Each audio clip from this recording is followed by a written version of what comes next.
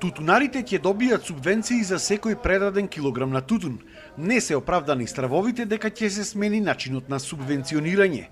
Ова денеска го истакна председателот на Сојузот на тутунски здруженија Кире Ристевски, кој што рече дека ќе се субвенционираат и оние предадени килограми кои што ја надминуваат количината од склучениот договор. Што беше нагласено за обележување на електронски обележување на површините, тоа е за да се обележа површините, за може да ги пријава за субвенции за површина и за зелена нафта. А останува истото, значи нема никакви измени и субвенцијата за не договорено, него по предадено кило. Така да тутунарите да не се сакира, ќе му биде во целост исплатено. Тие што има бележано површини ќе добија плюс зелена нафта и површина и по предадено кило. Рокот за склучување на новите договори бил продолжен до 9 април.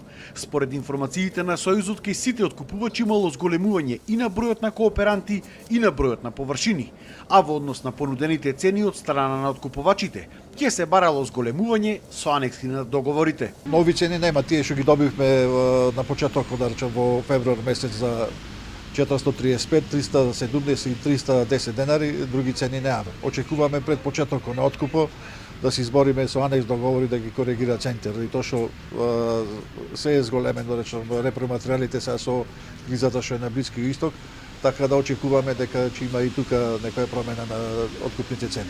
Се очекува субвенциите за оваа реколта да бидат исплатени до крајот на месец април.